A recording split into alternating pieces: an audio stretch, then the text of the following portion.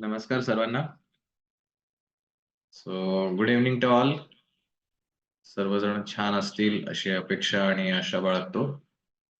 सागर या फाउंडेशन संचलित स्वयंप्रेरक सादर करीत आहे प्रवास गीतेचा शोध स्वतःचा भाग 22 अध्याय क्रमांक 2 श्लोक क्रमांक 57.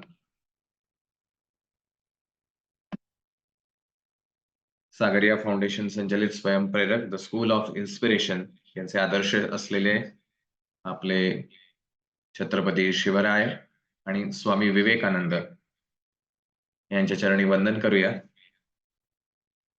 त्यांच्यासारखे जीवन आपल्या सर्वांचं घडो, किंबहुना त्यांच्या स्वप्नातले आपण व्यक्तिमत्व हो, अशीच या आदर्शांच्या निमित्तानं आपण नेहमी प्रार्थना अथवा कमिटमेंट जी आहे ती स्वतःशी ठेवावी.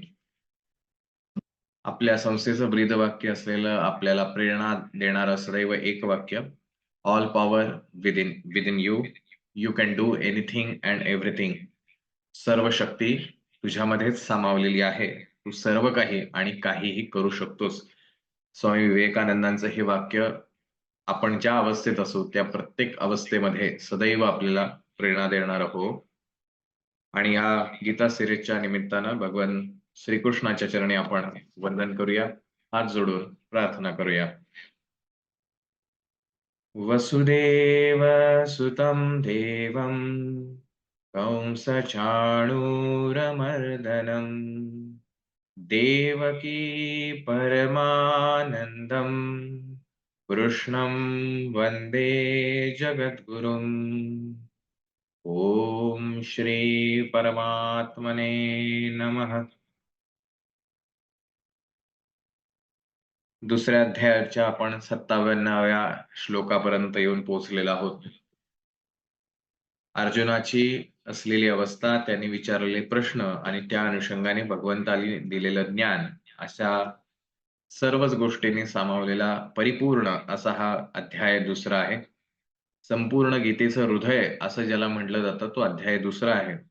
ज्याला दुसरा अध्याय समजला त्याला गीता समजली. या दुसऱ्या अध्यायातला 16वा श्लोक ज्याला समजला त्याला आत्मज्ञान झालं. अर्थात हे समजणं म्हणजे शाब्दिक समजणं नव्हे, तर आत्मानुभूती त्याची ज्या वाक्याची तेव्हा त्यातल्या ज्ञानाची जी आहे ते आतून होणं, म्हणजे त्याला गीता समजली, म्हणजे त्याला हे विश्व समजलं. आणि ज्याला 47वा श्लोक समजला त्याला कर्मयोगही समजला. त्यामुळे एक एक श्लोकांमध्ये, एक एक शब्दांमध्ये संपूर्ण ज्ञान सामावलेला असा हा दुसरा अध्याय आहे. आणि मागच्या एपिसोडमध्ये आपण पाहिलं की अर्जुनाने अतिशय आश्चर्याने, जिज्ञासेने असा प्रश्न भगवंताला विचारला की हे भगवंता, तू एवढं ज्ञान दिलंस, आत्मज्ञानही दिलंस आणि कर्मयोगही समजून सांगितलास. असा हा कोणी कर्मयोगी असेल, असा हा जो आत्मज्ञानी व्यक्ती असेल, तो कसा दिसतो, कसा बोलतो, कसा बसतो, असे विविध प्रश्न त्यांनी भगवंताला विचारले. त्या आत्मज्ञान प्राप्ती अर्थात सक्सेसफुल पर्सन आपण असं म्हणूया, की ज्यांनी त्याचं जे काही गोल असेल ते अचीव्ह केलेलं आहे, असा व्यक्ती कसा असेल? कारण साधारणतः आपण प्रत्येक जण जेव्हा प्रवास करतो, तर जो प्रवासाच्या गंतव्य ठिकाणी पोहोचलेला असतो त्याच्याविषयी आपल्याला अप्रूप असतं. अर्थात प्रथम प्रवास करत असताना. तर तो कसा पोहोचला असेल, किती वेळात पोहोचला असेल, तो कोणत्या वाहनाने गेला असेल, कधी निघाला असेल, असे अनेक प्रश्न किंवा जिज्ञासा आपल्या मनामध्ये असते. आणि आपण ज्यावेळेला तिथे पोहोचतो, मग आपल्यालाही त्या गोष्टीचं ज्ञान होतं आणि मग त्यातलं अप्रूप आपलं संपतं.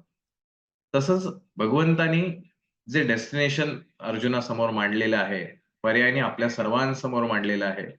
या विश्वाचं कोड उलगडून भगवंत त्या दुसऱ्या अध्यायामध्ये सांगतो. तर हे सगळं ऐकल्यानंतर त्या अर्जुनाला अतिशय अप्रूप वाटतं आणि ती जिज्ञासा त्याची निर्माण होते. जगामध्ये जर ज्ञान प्राप्ती करायची असेल तर जिज्ञासा निर्माण होणं जास्ती महत्वाचं आहे. भगवंत स्वतः हजर असून सुद्धा अर्जुनाने न विचारता भगवंताने संपूर्ण गीतेमध्ये कुठेही सांगितलेलं नाही. अर्जुन जो प्रश्न विचारेल त्या अनुषंगाने भगवंताने त्याची सर्वसमावेशक अशी उत्तरं दिलेली आहेत. जे देताना त्यांनी सर्व काही अर्जुनाला दिलंय, कारण अर्जुन त्याचा प्रिय सखा आहे, त्याचा प्रिय भक्त आहे. त्यामुळे देताना त्यांनी भरभरून दिलंय, पण जेवढं विचारलं तेवढंच दिलंय. त्यामुळे भगवंताकडे आपण मागणं हेही तितकंच महत्वाचं असतं. अर्थात हे मागणं जिज्ञासेतून, प्रेमातून येणं हेही महत्वाचं आहे. आणि ज्याला असं मागणं भगवंताकडे करतो त्याला भगवंत उदार हस्ताने जेवढं लुटून देता येईल तेवढं ज्ञान आपल्याला देत असतो. आणि त्याच अनुषंगाने अर्जुनाने हा प्रश्न विचारलाय, की भगवंता असा हा ज्ञानी, असा हा कर्मयोगी कसा असतो? तो कसा समाजामध्ये वावरतो? कारण मला हे अशक्य वाटतंय. मग त्याला ते कसं जमलं असेल आणि जर जमलं असेल तर तो कसा वागत असेल? आणि त्याचंच उत्तर गेल्या मागच्या एपिसोडमध्ये हे आपण भगवंतांनी दिलेलं उत्तर पाहायला सुरुवात केली आहे. आणि पूर्ण अध्यायाच्या समाप्तीपर्यंत आता भगवंत याचं उत्तर देणार आहे. हे सगळे श्लोक यासाठी महत्वाचे आहेत, की बऱ्याचदा अगदी पालक जे आहेत ते मुलांना जेव्हा लहान वयामध्ये सांगतात, की "अरे अभ्यास कर." तर मुलाला आवडत नसतं अभ्यास करणं. मग सारखं-सारखं आई-बाबा आपल्याला काय मागे हट्ट करतायत, "अभ्यास कर, अभ्यास कर." मग तो कधीतरी वैतागून विचारतो, "काय मिळणार आहे मला अभ्यास करून?" मग आई-वडील सांगतात, "अरे चांगले मार्क मिळाले की चांगली नोकरी मिळेल, तुझं चांगलं करिअर होईल." आणखीन काय जे असेल त्या गोष्टी ते त्याला सांगतात. आता ते जे सांगितलेलं आहे, ते जर त्या मुलाला पटलं, आवडलं, तर तो मुलगा अतिशय प्रेमाने अभ्यासही करायला लागतो. पण आई-वडील जे म्हणतायत ते त्याच्या मनाला भावलं नाही, तर आई-वडिलांनी कितीही सांगितलं तरी मुलगा काही बदलत नाही. कारण ती गोष्ट त्याच्या मनाला पचलेली नसते. असंच आपल्या जीवनात अनेक ठिकाणी बघा, की जो वरच्या पायरीवरती गेलेला आहे, तो खालच्या पायरीतल्या असलेल्या व्यक्तीला आवर्जून सांगत असतो, की "अरे ये वरती, मी आहे तुझ्या सोबतीला, काही होणार नाहीये." पण तो खालचा इतका घाबरत असतो, की "अरे नको, मला काही झालं तर?" मग तो विचारतो, की "अरे मग वर येऊन मी काय करणार आहे? काय मिळणार आहे मला वर येऊन?" हा स्वाभाविक प्रश्न आहे. एखादा नवीन पोहणारा व्यक्ती असेल, त्याला पाण्यात पडायची भीती वाटत असते. तर जो कोणी त्याला शिकवणारा असतो, तो म्हणतो, "अरे तू पाण्यात पड, मी तुला शिकवतो." तो म्हणतो, "काय पाण्यात पडून काय मिळणार आहे?" सो मी हे केल्यानंतर, मी हा कर्मयोग साधल्यानंतर, मला हे आत्मज्ञान झाल्यानंतर काय होणार आहे? हे जाणून घेण्याची जिज्ञासा या ठिकाणी अर्जुनाला प्राप्त होते. आणि मग असं कोणी अचीव्ह केलेलं आहे का? ज्याला आपण रोल मॉडेल म्हणतो, की "अरे नाही ह्यानी केलं, मला तसंच करून दाखवायचंय." मग असा कोणी रोल मॉडेल आहे का? का भगवंत आपलं नुसतं शब्दांचेच जंजाळ फेकतोय, की हे असं व्हायला पाहिजे, तसं पण कोणालाच जमत नाही. म्हणून त्यांनी विचारलं, की असं ज्याला प्राप्त झालेलं आहे, असा जो सक्सेसफुल पर्सन आहे, तो कसा आहे? त्याची लक्षणं मला तू सांग, की मी जेणेकरून मला ओळखता येईल, की मी सक्सेसफुल झालोय की नाही. आणि त्याच अनुषंगाने भगवंत आज उत्तर देतोय 57व्या श्लोकामध्ये, "यः सर्वत्रान्भिस्नेहः तत्तत्प्राप्य शुभाशुभाम् नाभिनन्दति न द्वेष्टि तस्य प्रज्ञा प्रतिष्ठिता." यः म्हणजे जो पुरुष सर्वत्र सगळीकडे अनभिस्नेह स्नेहरहित असून कुठलीही प्रेमभावना किंवा आसक्ती त्याच्यामध्ये नसून तत् त्या शुभाशुभाम शुभ किंवा अशुभ शुभ अधिक अशुभाम शुभ किंवा अशुभ वस्तू थिंग एखादी व्यक्ती एखादा प्रसंग काही असू शकतं प्राप्त झाल्यावर न अभिनंदती तो प्रसन्न होत नाही तथा तसेच न द्वेष्टी द्वेष करत नाही तस्य त्याची प्रज्ञा बुद्धी प्रतिष्ठिता स्थिर आहे.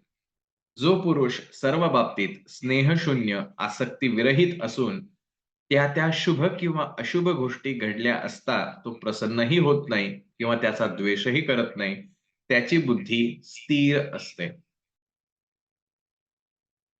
आता भगवंत इथे असं म्हणतो, की असा व्यक्ती ज्याला हे आत्मज्ञान प्राप्त झालेलं आहे किंवा असा कर्मयोगी त्याची बुद्धी स्थिर असते. कशी? तर तो व्यक्ती कोणत्याही अटॅचमेंटमध्ये, आसक्तीमध्ये अडकत नाही. त्याच्यामध्ये त्याचा स्नेह नसतो किंवा कुठलीही चांगली गोष्ट झाली अथवा वाईट गोष्ट झाली, तरी सुद्धा तो ना प्रसन्न होतो, त्याने आनंदित होतो किंवा जर एखादी गोष्ट चुकीची झाली, अप्रिय झाली, मनाला न आवडणारी झाली, तर तो रागवतही नाही, त्याचा द्वेषही करत नाही, चिडचिडही करत नाही. दोनही परिस्थितीमध्ये मनाप्रमाणे झालं तरीही आणि मनाच्या विरुद्ध झालं तरीही तो कुठलाही उद्वेग त्याच्यामध्ये भावनेमध्ये दाखवत नाही. तो स्थिर असतो. अशी व्यक्ती त्याची बुद्धी स्थिर आहे. आता हे कसं पॉसिबल आहे बरं? आपण माणसं आहोत. एखादी मनाप्रमाणे गोष्ट घडली, की आपल्याला छान वाटतं. आपल्या मनाविरुद्ध गोष्ट झाली, की आपल्याला वाईट वाटतं, दुःख होतं, राग होतो. आपल्या मनाविरुद्ध आपली कोणी अवहेलना केली, अपमान केला, आपल्याविषयी काही वाईट बोललं, की आपल्याला राग येतो. तो असं का वागला? त्याने असं नव्हतं करायला पाहिजे. राग येतो आपल्याला. आणि कोणी आपलं जरा कौतुक केलं, "अरे वाह! तू किती छान दिसतेस किंवा दिसतोस. तुला हे किती छान जमतं." अशा कुठल्याही गोष्टीनं आपलं जरा कौतुक केलं, की आपण हुरळूनही जातो. कारण तो आपला स्थायिक स्वभाव आहे प्रत्येकाचाच. मग आपलाच कशाला एखादा अ, मनुष्येतर जीव आहे, एखादं कुत्रं घेऊया आपण. त्याला आपण प्रेमाने कुरवाळलं, की त्यालाही छान वाटतं. त्याच्यावर जर जोरात ओरडलो, तर त्याला राग येतो. म्हणजे मनुष्येतर प्राण्याला सुद्धा ही भावना कळते, की मनाप्रमाणे झालं तर आनंदित होता येतं आणि मनाविरुद्ध झालं, की राग येतो, द्वेष येतो. मग हा बाबा व्यक्ती कसा स्थिर होतो? आता इथे जाणीवपूर्वक भगवंतानी बुद्धी असा शब्द वापरला नाही. जे कर्मयोगाच्या श्लोकांमध्ये भगवंतानी व्यवहारात्मिका बुद्धी असं स्पष्टपणे म्हटलेलं आहे. पण इथे म्हणलेलं आहे, तस्य प्रज्ञा प्रतिष्ठिता. हा प्रज्ञा शब्द जो आहे तो अतिशय महत्वाचा आहे. हा जरी बुद्धीचाच एक भाग असला तरी ती प्रज्ञा ही वेगळी आहे. त्याची लेव्हल जी आहे ती वेगळी आहे. मग असा जो व्यक्ती आहे, जो आत्मज्ञानी आहे, जो कर्मयोगी आहे, त्याची ही प्रज्ञा जी आहे ती स्थिर आहे. काय प्रज्ञा म्हणजे? प्रज्ञा म्हणजे समोर घडलेल्या घटनेला जो रिस्पॉन्स द्यायचा आहे, तो रिस्पॉन्स देण्याचा विवेक किंवा ती जी बुद्धी आहे, जी एनालिसिस करतीये, जी एखादी गोष्ट समजून घेऊन मग त्याच्यावरती रिएक्ट करतीये, अशी जी सगळी एनालिटिकल जी मेमरी नाही म्हणता येणार पण इंटेलेक्ट जे आहे, दॅट इज प्रज्ञा. हा प्रज्ञा म्हणजे एखादा व्यक्ती आपण म्हणतो हा प्रज्ञावंत आहे. तर तो नुसतंच त्या एखाद्या विषयामध्ये त्याचं ज्ञान आहे अशातला भाग नसतो. तो त्या विषयामधलं सर्वार्थाने चांगल्या, वाईट, कमी, अधिक सगळ्या बाबतीतलं त्याचं ज्ञान इतकं स्ट्राँग असतं आणि म्हणून त्याला प्रज्ञावंत असं म्हटलं जातं. केवळ बुद्धी असणं, की एखादी गोष्ट लक्षात राहतीये, तर आपण म्हणतो, "अरे वाह! तुझी बुद्धी चांगली दिसतीये." किंवा एखादी गोष्ट पटकन सुचणं, ही पण आपण त्याला साधारणतः बुद्धी असा शब्द वापरतो. पण प्रज्ञा हा त्याच्या वरची लेव्हल आहे. मग अशी प्रज्ञा घडणं हे जास्ती महत्वाचं आहे. आपलं घडत नाही. याचं कारण असं, की आपलं मन हे इतकं चंचल आहे, अगदी लहान वयापासून तसंच घडलेलं आहे. आपल्याला आपण ज्यावेळेला तहाने असतो, त्यावेळेला पाळण्यामध्ये असताना आपले नातेवाईक, आपला परिवार हे आपल्याला शिकवतं कसं वागायचं. लहान बाळामध्ये देवत्व असतं असं आपण म्हणतो. ह्याचं कारण असं, की लहान बाळाला कुठलीही भावनाच नसते. जेव्हा अगदी नुकतंच जन्माला आलेलं बाळ आहे, तर त्याला तर काहीच कळत नसतं. त्याला ना आई माहिती असते, ना बाबा माहिती असतात, ना आणखीन कोणी माहिती असतं. पण त्याला स्पर्श जाणवतो. आणि ह्या स्पर्शातून त्याची गरज जी आहे ती त्याला कळते. आणि त्याला जेव्हा भूक लागते, तेव्हा तो रडतो. ह्याच्या पलीकडे त्याला काही येत नाही. त्याला कोणी कडेवरती घेतलेला आहे, तो जो स्पर्श असतो, त्या स्पर्शातून त्याला जाणवतं, की हे काहीतरी आपल्याला ओळखीचं वाटतं. ह्या पलीकडे त्याला कुठली गोष्ट माहीत नाही. हळू-हळू तो जसा मोठा व्हायला लागतो, मग एक-एक नातेवाईक येतात, आई-बाबा असतात. मग ते हसतात. ते हसण्याकडे बघून तो मुलगा त्या पद्धतीनं हसतो. त्याला हे हसणं आहे हे माहिती नाही. तो समोर जे घडतं आहे त्या पद्धतीनं रिएक्ट होत असतो. त्याच्यामध्ये ती भावना नाही.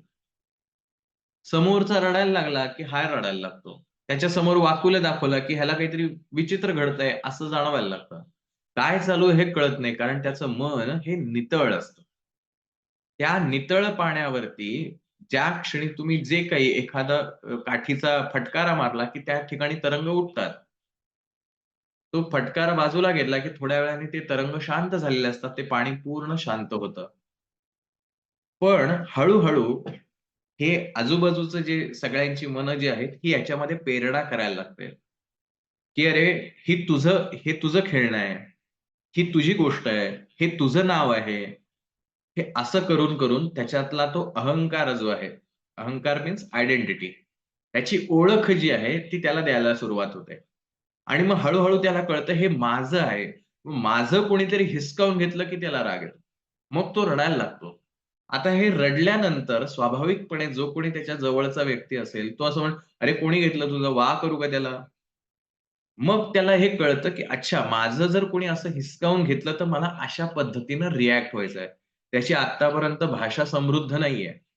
पण त्याला एवढं कळायला लागतं, की मला अशा पद्धतीने रिएक्ट व्हायचंय. मग हळू तोच मुलगा जेव्हा त्याची गोष्ट खेचली जाते, तो विचार नाही करत आपल्यासमोर आपली आई आहे का, आपले वडील आहेत, आणखीन कोण आहे. त्याला एवढंच माहिती आहे, की असं जर गोष्ट घडली, माझी एखादी गोष्ट हिरावली गेली, तर मला अशा पद्धतीने रिएक्ट व्हायचंय. हळू-हळू जसं वय वाढतं तशी त्याची भाषा समृद्धी वाढत राहते. त्याला आता भाषेचं ज्ञान झालंय. आता भावना अधिक कशा प्रकर्षाने दाखवायच्या हेही कळत जातं आणि त्याच्यातून त्याचं व्यक्त होणंही बदलत राहतं. हे आपलं मन असं घडवलं जातं. रादर घडलं जातं सगळ्यांचंच. मग अशातून आपली बुद्धी तयार होते. ज्याला आपण म्हणतो, की वयाच्या 8व्या वर्षापर्यंत मुलाची बुद्धी किंवा मेंदू विकसित होत असतो. हे सगळं ग्रास्पिंग सुरू असतं. कारण तोपर्यंत हा आत्म्यामध्ये त्या परमेश्वराचाच वास आहे. त्याला त्याच्या पलीकडे काही माहितीच नसतं. पण नंतर त्याला हे जाणवून दिलं जातं, की "अरे ते नाहीये, तुझी ओळख ही आहे." 12व्या दिवशी आपण बारसं करतो आणि सातत्याने त्या बाळाला त्याच नावाने हाक मारायचा प्रयत्न करतो. मग त्याला कळतं हे नाव म्हणजे मी आहे आणि मग तो मी म्हणजेच तो ईश्वर आहे, ही ओळख विसरून जातो. आता मी म्हणजे हे नाव झालं. हा जो काही माझा देह आहे, याला हे नाव आहे, हे त्याला कन्फर्म कळलं आणि ह्याला मी म्हणायचं. अशा होणाऱ्या घटनेमधून आपली बुद्धी तयार होत जाते. मग ज्यावेळेला माझ्या मनाप्रमाणे घडतंय, त्यावेळेला मी आनंदित होतो. मी त्या व्यक्तीला अतिशय त्याचा धन्यवाद मानतो, की "अरे वाह! तू माझं कौतुक केलं" वगैरे किंवा मी हुरळून जातो. आणि जेव्हा त्याच्या विरुद्ध होतं, माझ्या मनाच्या विरुद्ध गोष्टी घडतात, त्यावेळेला माझे राग, द्वेष, मत्सर ह्या सगळ्या भावना प्रकट होतात. कारण तसंच माझं मन तयार करून माझी बुद्धी आता तिथे स्थिर झाली आहे. आता ही वर्षानुवर्ष अशा पद्धतीनं तयार झालेली बुद्धी अचानक गीतेच्या सेशनला आपण जॉइन झालं आणि सांगितलं, की "अरे, आनंद झाला म्हणून हुरळून जायचं नाही. वाईट वाटलं किंवा मनाविरुद्ध झालं म्हणून राग, द्वेष, मत्सर करायचं नाही." तर ती म्हणते, "हो, बरोबर आहे. पण मला जमत नाहीये करायला." कारण इतक्या वर्षातून तयार झालेल्या संस्कारातून त्याची बुद्धी तिथे स्थिरावली आहे.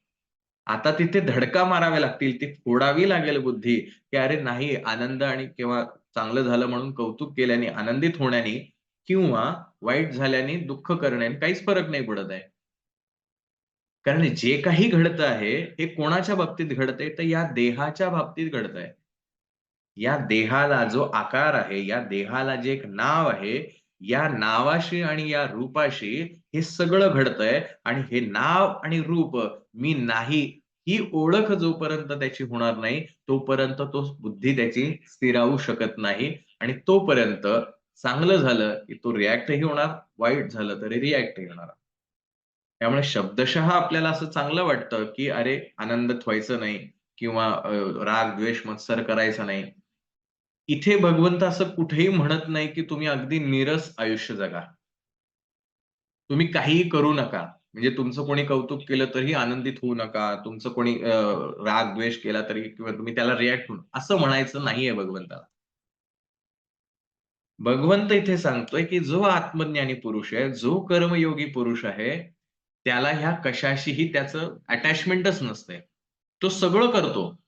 तो रागावतो, चिडतो, आनंदित होतो, सगळ्या गोष्टी एन्जॉय करतो, पण तरीही तो कशातच नसतो. कारण त्याच्या आतमध्ये त्या कुठल्याही गोष्टीचा इम्पॅक्ट होत नाही. जर तो एखाद्या व्यक्तीशी रागावून बोलला असेल, तर पुढच्या क्षणाला तो अतिशय प्रेमाने त्याला सांगतो आणि ह्याच्यावरती माऊली उदाहरण देताना, ज्ञानेश्वर माऊली जे आहेत, ते उदाहरण देताना अतिशय सुंदर पद्धतीने उदाहरण देतात, की हा ज्ञानी पुरुष कसा असतो किंवा हा जो समर्थ व्यक्ती आहे, तर तो कसा आहे? तर माऊली असं म्हणतात, की हा व्यक्ती चंद्राप्रमाणे असतो. चंद्र ज्याला प्रकाश देतो, त्याला प्रकाश देताना तो विचार करतो का, की हा माणूस चांगला आहे का? हा माणूस अधम आहे का? वाईट आहे का? तर मग ह्याला कमी प्रकाश द्यायचा. असं तो चंद्र कधीही करत नाही. तसंच हा जो व्यक्ती आहे, जो ज्याची बुद्धी स्थिरावलेली आहे, तो कधीही कोणामध्येही भेदभाव करायला जात नाही. तो म्हणतो की मी सगळ्यांना समानच देणार आहे. मी त्याच्यामध्ये कुठेही काय म्हणूया आपण, द्विजाभाव जो आहे तो करणार नाही. माझ्यासाठी सर्व समान आहेत. ज्ञान द्यायचंय तरी सर्वांना सारखंच द्यायचंय. जे काही गोष्ट असेल, कारण त्याची बुद्धी ही स्थिरावलेली आहे आणि अशा स्थिरावलेल्या मनाने तो ज्यावेळेला जगत असतो, त्यावेळेला जगत असताना तो सदैव आनंदित असतो. याचं कारण असं, हा आत्मज्ञानी पुरुष जो आहे, आपण बघा, आपण साधी माणसं आहोत. बाह्य ज्या काही गोष्टी घडतात, आपल्या बाहेर ज्या काही गोष्टी घडतात, त्या गोष्टींचे परिणाम होऊन आपल्याला आनंद अथवा दुःख होतं.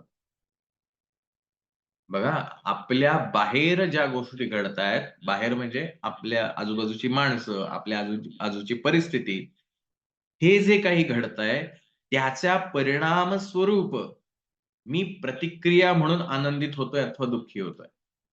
आणि हा जो ज्ञानी व्यक्ती आहे, ज्याची बुद्धी स्थिरावलेली आहे. कशामध्ये बुद्धी स्थिरावली आहे? की त्याची बुद्धी इथं स्थिरावली आहे, की तो म्हणतो, की हे बाह्य जे काही आहे, ते माझंच स्वरूप आहे. ते आणि मी हे वेगळे नाहीच आहेत. त्यांच्यात आणि माझ्यामध्ये भेदच नाहीये आणि म्हणून बाह्य परिस्थितीने ना तो आनंदित होतो, ना तो राग किंवा द्वेष करतो. म्हणून माऊली म्हणताना त्याचं वर्णन करताना फार सुंदर करतात. जो सर्वत्र सदा सरिसा, परिपूर्ण चंद्रुका जैसा, अधमोत्तम प्रकाशा माझी न म्हणे. सगळ्यांना चंद्र समान प्रकाश देतो. ऐसी अनवच्छिन्न समता, भूतमात्री सदयता आणि पालटू नाही चित्ता कवणे वेळे. की ज्याच्या ठिकाणी अशी बुद्धी स्थिरावलेली आहे, तो बाह्य कुठल्याही गोष्टींनी त्याचं मन विचलित होत नाही. आपण बघा, जरा काही झालं की लगेच डिस्टर्ब होतो आणि मग तो डिस्टर्बनेस काढण्यासाठी आपण वेगवेगळे प्रयत्न करतो. मग कोणी दारूच्या आहारी जातं, कोणी ट्रिपला जातं, बाहेर जरा आउटिंग करून येऊया, हवा पालट करून येऊया, म्हणजे मन शांत होईल. जरा हॉटेलिंग करून येऊया, म्हणजे मन शांत होईल. जरा गाणी ऐकून येऊया, म्हणजे मन शांत होईल. काही ना काहीतरी वेगळी ॲक्टिव्हिटी करूया, म्हणजे मनाचा हा डिस्टर्बनेस जो आहे, हा बंद होईल आणि मन जरा शांत होईल. याचाच अर्थ काय केलं, मनाला फक्त एक अल्टरनेटिव्ह दिलं. ती गोष्ट जी आहे ती सप्रेस झाली आहे. दाबून टाकली ती गोष्ट आणि त्याला पर्याय दिला. पण तो पर्याय ज्या क्षणी संपतो, तुम्ही बाहेरनं फिरून घरी येता, पिक्चर बघून घरी येता, गाणी ऐकून घरी येता, पुन्हा तोच विचार तिथे आलेला असतो आणि पुन्हा आपण डिस्टर्बच झालेला असतो. कारण तो विचार आपण दाबून टाकण्याचा प्रयत्न केलेला असतो आणि मनाला दुसरं काहीतरी डायरेक्शन देण्याचा प्रयत्न करतो. मग ह्या गोष्टी ज्या आहेत, ह्या ज्याला आयुष्यात सक्सेसफुल व्हायचं आहे, ज्याला स्वतःचं ध्येय गाठायचंय, कुठलंही ध्येय असो, जगातलं अजब ध्येय तुमचं असेल, की आजपर्यंत ती गोष्ट कधी घडलेली नसेल, असंही तुमचं ध्येय असेल, तरी सुद्धा तुमच्या ध्येयावरती तुमची प्रचंड श्रद्धा असेल, त्या तुमच्या ध्येयाच्या कितीही विरुद्ध बाह्य जगतामध्ये काहीही घडलं आणि त्याचा परिणाम तुमच्यावरती होत नसेल और तुम्ही एखादी गोष्ट त्या ध्येयाच्या दृष्टीनं एखादी केली आणि लोकांनी तुमचं कौतुक केलं, तरी सुद्धा पूर्ण ध्येय प्राप्तीपर्यंत तुम्ही विचलित होत नाही कौतुकाने सुद्धा. तर तुम्ही ते तुमचं ध्येय कितीही मोठं असलं, कितीही भव्य असलं, तरी सुद्धा 100% गाठू शकता.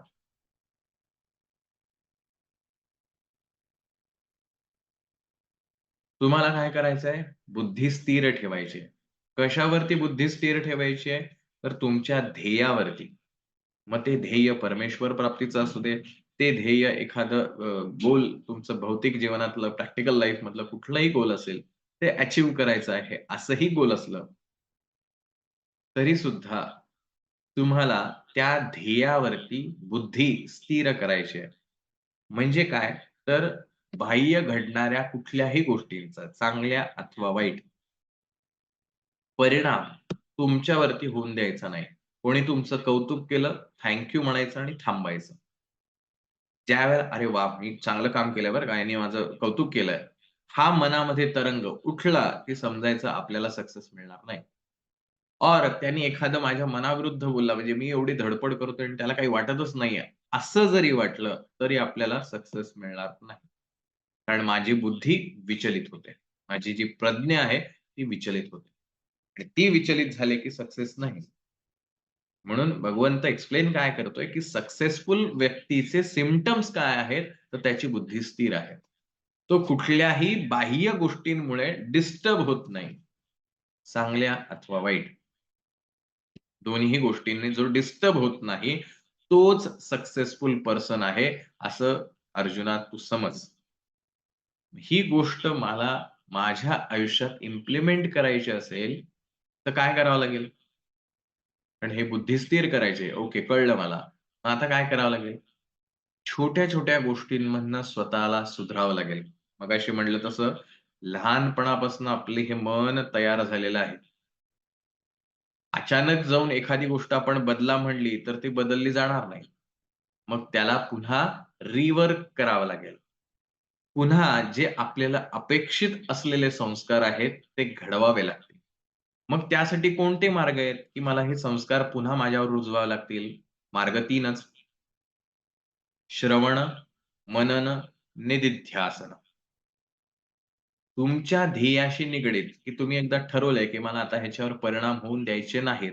मग तुम्हाला ते परिणाम होऊन न देण्यासाठी जे काही सहाय्य करेल, एखादं पुस्तक असेल, एखादं चांगलं कोणाचं स्पीच असेल और आणखीन काही जे काही असेल, ते सतत सातत्याने त्याचं वाचन किंवा श्रवण करत राहा, की कंटिन्युअसली त्या फेजमध्ये राहणं आवश्यक आहे. असं नाही, की सकाळी उठून एक 10 मिनिटं ऐकलं आणि मग आता दिवसभर मी माझ्या कामाला लागलोय. पण त्या दिवसभराच्या कामामध्ये सुद्धा विचार तो सकाळी 10 मिनिटं वाचलेल्याचाच असला पाहिजे. सातत्याने ते मेंदूवरती आघात करत राहिलं पाहिजे, की येस मला हेच करायचंय. मन ऐकणार नाहीये. कोणीतरी पटकन तुमच्या मनाविरुद्ध बोललं, की तुम्ही रिएक्ट होणार, रागावणार, चिडणार. ओके. थांबा तिथे. रागावलात तुम्ही, चिडलात तुम्ही, नंतर तुम्हाला कळलं, "अरे, मी ते चेंज करायचंय मला, पण मी आता रागावून गेलो." ठीक आहे ना, रागावलं, झाला. आता थांबा. नेक्स्ट टाईम मला असं नाही करायचं, एवढं फक्त मनाला सांगा. पण आपलं होतं काय, हे मन जे आहे ना, हे आपलं फार विचित्र आहे. रागावून झालंय. मला कळतंय, बुद्धी सांगतीये, की "अरे, तुला ठीक आहे, तुझं हे गोल आहे, त्याच्यानुसार तुला हे नव्हतं करायला पाहिजे, पण तू केलं. आता स्टॉप."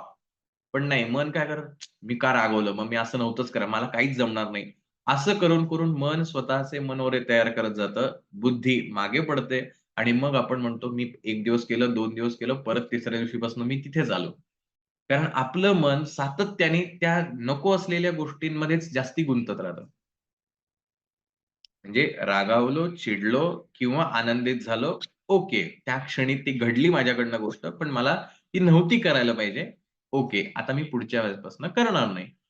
एवढ्या गोष्टीमध्ये ती गोष्ट मनाने थांबवली पाहिजे. पण मन तसं करत नाही. कारण लहानपणापासून त्याच संस्कारामध्ये मन घडलंय. मग असं ज्याला मन विचार करायला लागेल, त्यावेळेला एक सोपं काम करायचं. म्हणजे आहे सोपं, पण महा अवघड काम आहे. जसं वर्गात मुलं दंगा करायला लागली, शिक्षक जो आहे तो खूप वेळा ओरडतो, "अरे शांत बसा" वगैरे, वगैरे. पण मुलं काही शांत बसत नाही, त्यांची चुळबुळ चालूच आहे. मग शिक्षक एक कटाक्ष टाकतो. डोळ्यांमध्ये दरारा असतो आणि शांत चित्ताने मुलांकडे फक्त बघत बसतो. त्या नजरेतली जी जरब आहे, कितीही वात्रट मुलं असू दे, मुलं शांत होतात, स्थिरावतात. त्या नजरेच्या धाकापुढे ती मुलं बडबड करायला जात नाहीत. हेच काम करायचं. ज्या क्षणी हे मन हे विरुद्ध काम करते, की अरे आपल्याला असं नाही करायचं, पण तरी ते विचार करतंय, की मी का चिडलो? मी का रागावलो? किंवा मी का एवढं इम्प्रेस झालो? किंवा मी का ह्या आनंदात हुरळून गेलो? असा विचार करायला लागलं, की त्याच्याकडे डोळे वटारून पाहायचं. काहीच बोलायचं नाही. काहीही विचार करायचा नाही, काहीच नाही. फक्त डोळे वटारून त्याच्याकडे पाहायचं. आता कुठले डोळे? तुम्ही म्हणाल मनाकडे कसं डोळे पाहता येईल? You have to observe your thought. तुम्हाला तुमच्या विचारांचं निरीक्षण करायचंय. जे विचार येतायत, उचंबळून येतायत, ज्याला आपण वृत्ती असं म्हणतो. जे व्यापून टाकतं त्याला वृत्ती असं म्हणतात. जी संपूर्ण मनामध्ये व्यापलेली आहे ती वृत्ती आहे. ठीक आहे, ती रिएक्ट होण्याची वृत्ती आली आहे. मला ऑब्झर्व्ह करायचं. ऑब्झर्व्ह करायला गेलात, त्या क्षणी तो विचार थांबतो. तुम्ही जरा डोळे बाजूला केले, की तो परत वरती येतो. पुन्हा डोळे वरती काढायचेत. त्याला सवय लागेपर्यंत करायचं, की जर तू असं केलंस, तर माझं लक्ष आहे तुझ्याकडे. ते गमतीचा भाग असतो ना कुठल्यातरी गोष्टीतलाच भाग आहे, की तो असा एक स्टॅच्यू बनवलेला असतो. तो स्टॅच्यूची नजर त्या व्यक्तीकडे कायम ठेवलेली असते. त्याला माहीत नाहीये हे स्टॅच्यू आहे.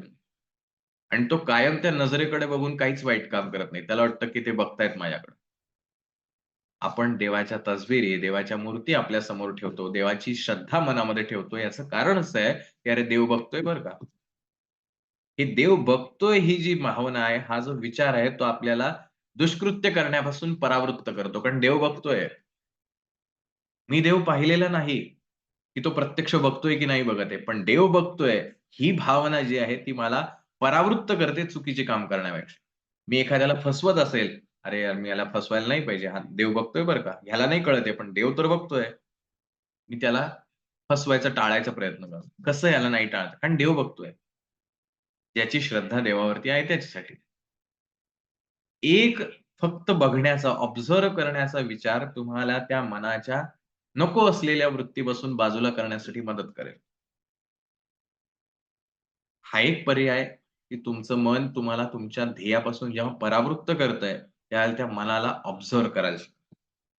तर ऑब्झर्व्ह करून होत नाहीये. कारण ऑब्झर्व्ह करायला गेलं, की ते मनच परत आपल्याला काहीतरी उलटं-सुलटं सांगतं आणि मग गडबड होते.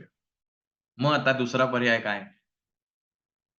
मग दुसरा पर्याय असा, जसं पुन्हा डोळे वटारून सुद्धा मुलं शांत बसत नाहीयेत. मग शिक्षक दुसरा पर्याय वापरतो. तो विद्यार्थ्यांना असं म्हणतो, की एक काम करा.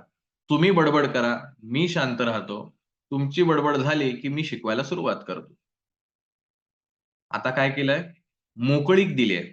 तुम्हाला बडबडच करायची आहे ना, तुम्हाला दंगाच करायचा आहे ना, ठीक आहे. पाहिजे तेवढा दंगा करा. तुमचा करून झाला, की मी शिकवते किंवा शिकवतो. काय होतं? मुलं किती दंगा करतील?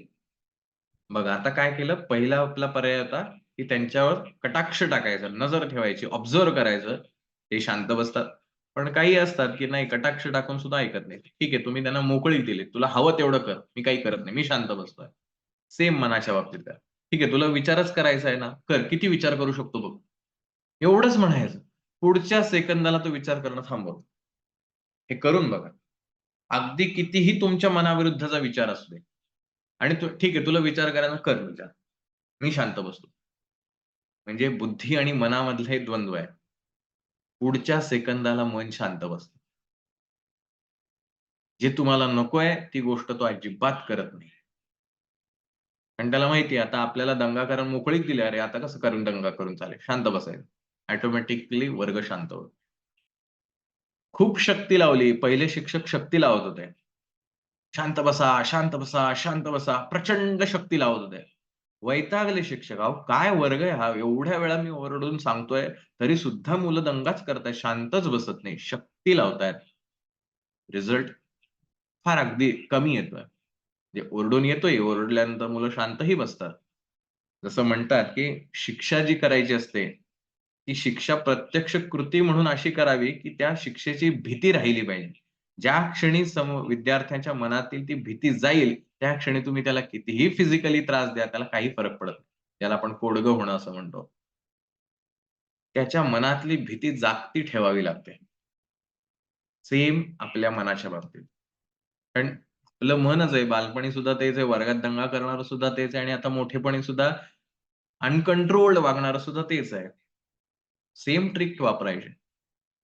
जी आपल्याला सुटेबल असेल ती ट्रिक वापरा. असं काही नाही, की एकच ट्रिक वापरली पाहिजे. तुम्हाला जी सुटेबल वाटते ती करा.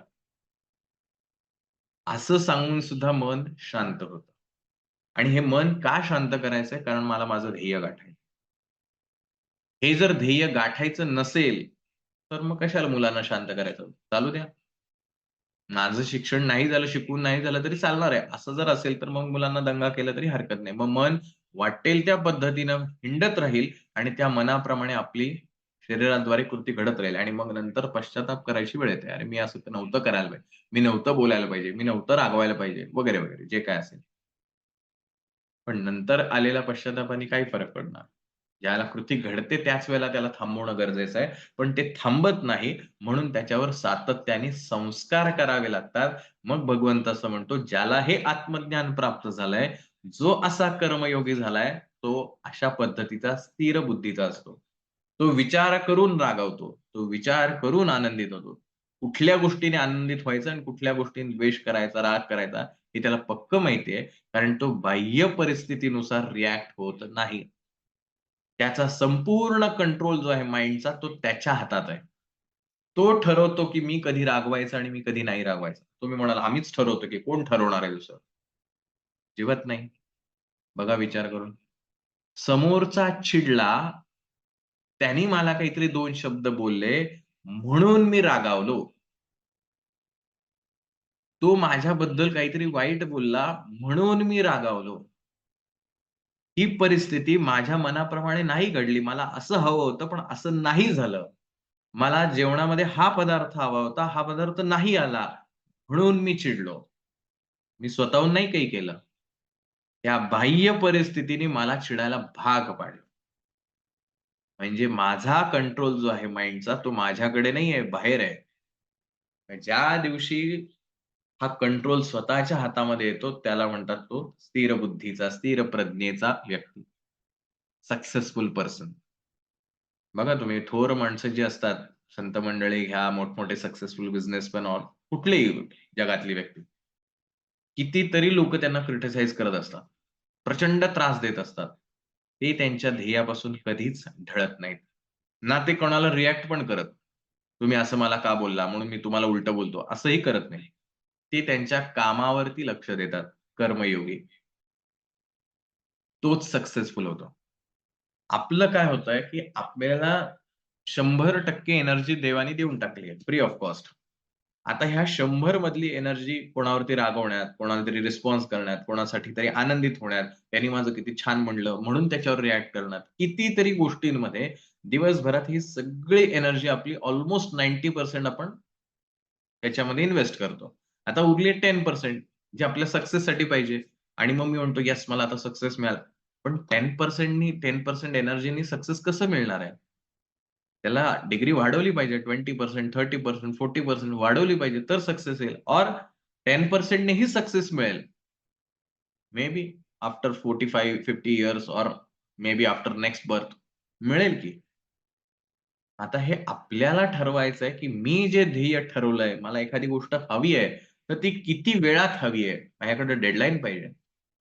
जेव्हा मी ते ठरवेल, की मला इतक्या दिवसामध्ये ही गोष्ट मिळाली पाहिजे, तर मला आता 10% एनर्जी लावून नाही चालणार. मला 95% एनर्जी लावायची आहे. ओके, मग माझी जी वेस्ट होती एनर्जी ती मला सेव्ह करावी लागेल आणि ती सेव्ह झालेली एनर्जी माझी माझ्या सक्सेससाठी उपयोगात येणार.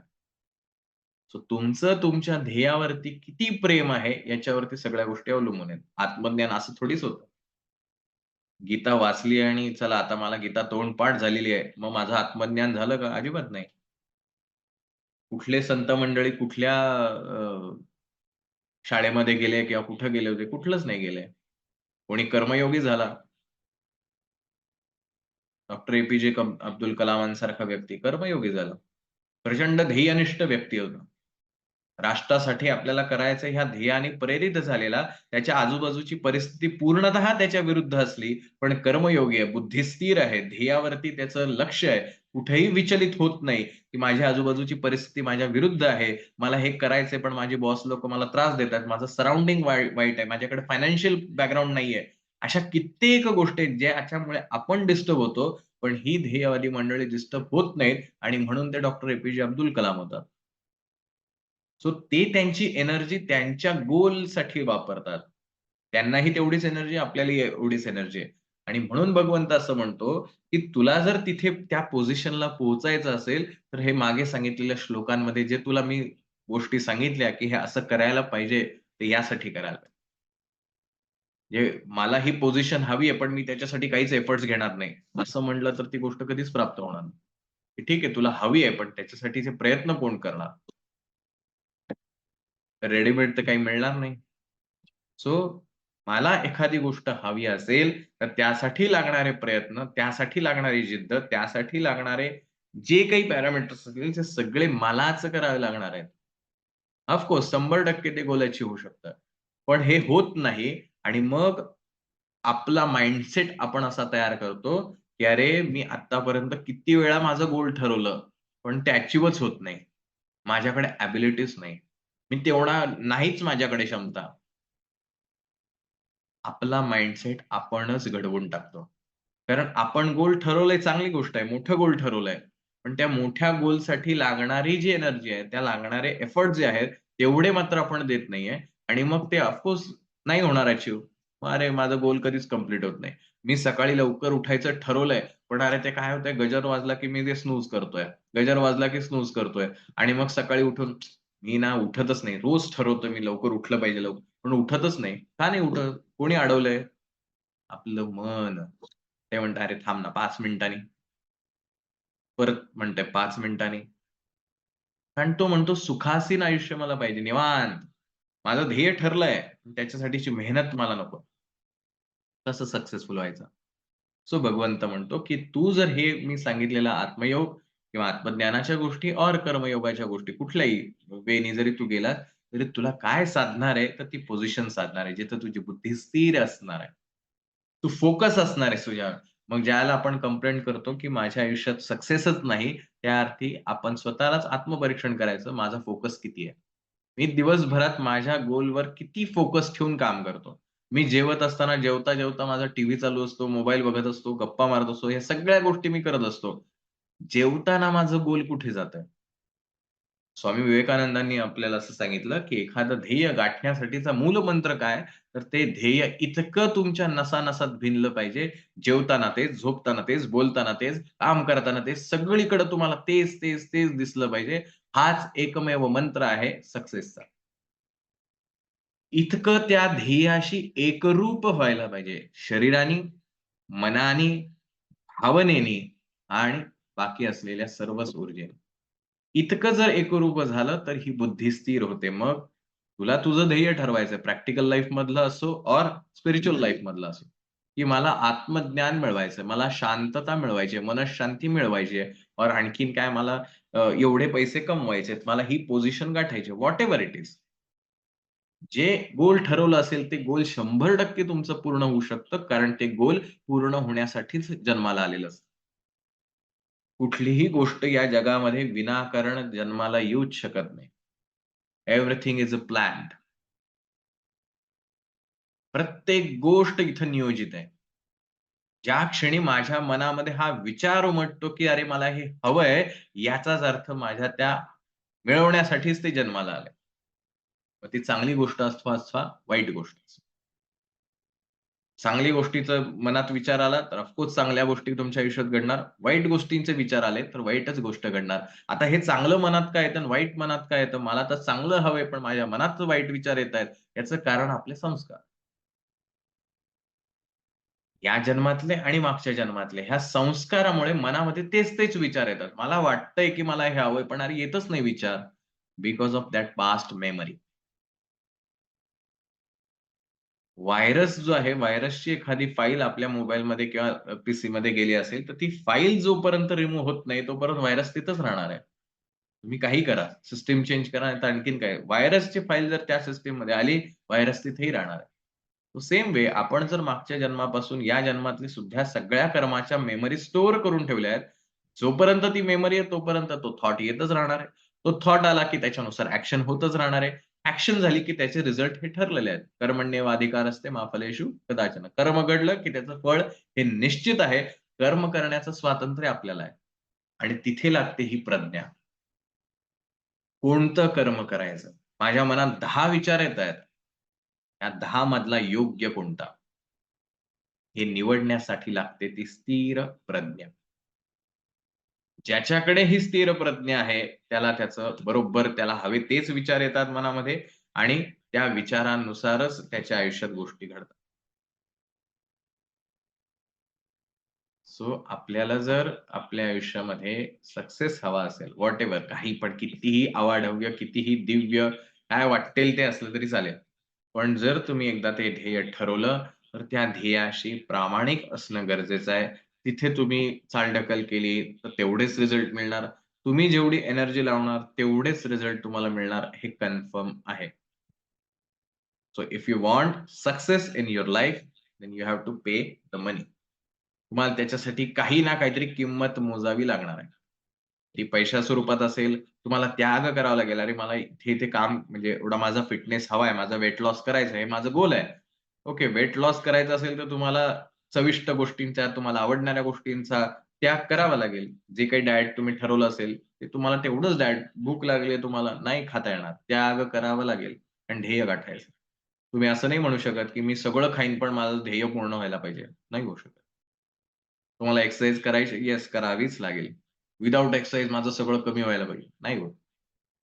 आणि जर होत असेल तर ते तुमचं नशीब.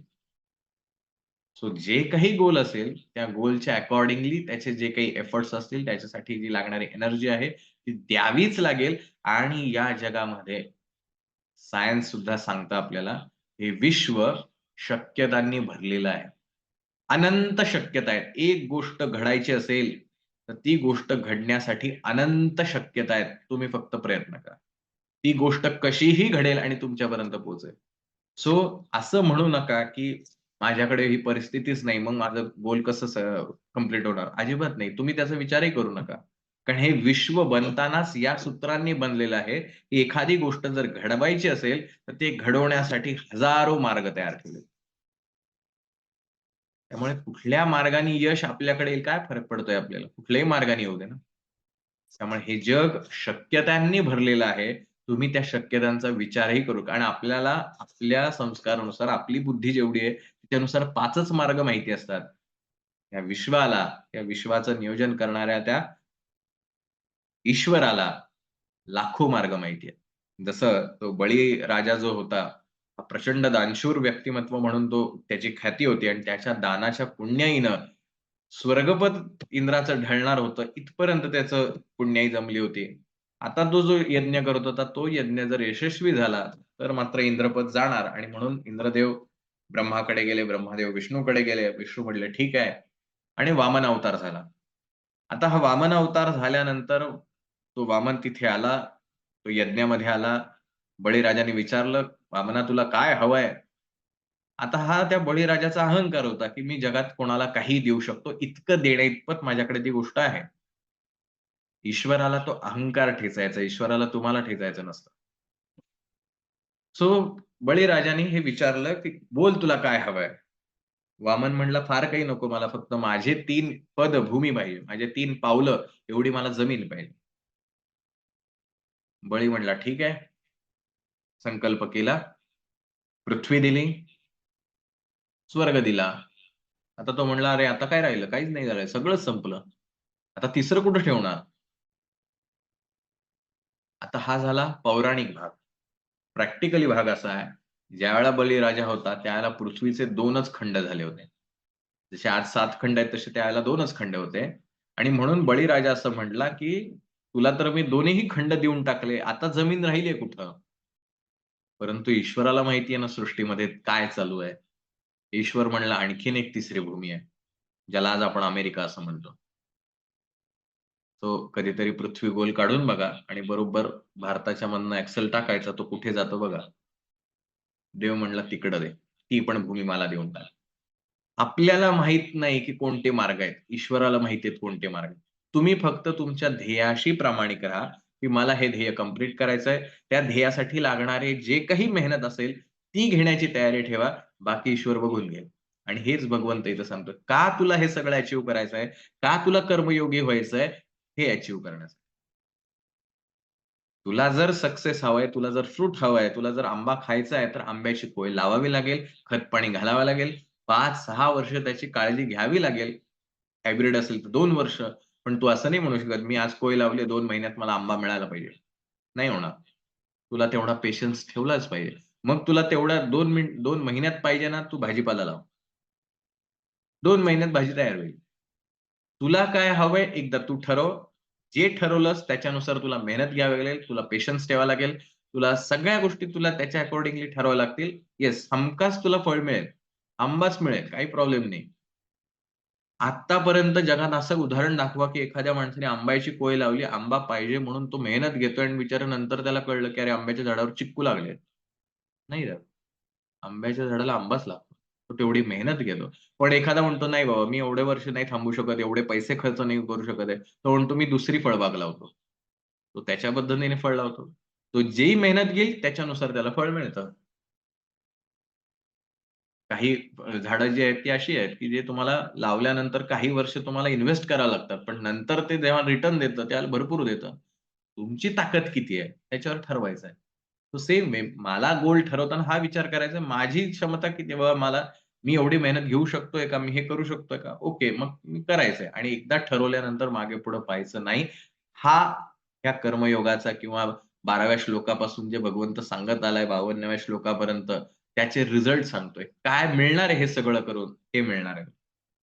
सो आता तुला हे हवं असेल, तर तुला हे करावंच लागेल.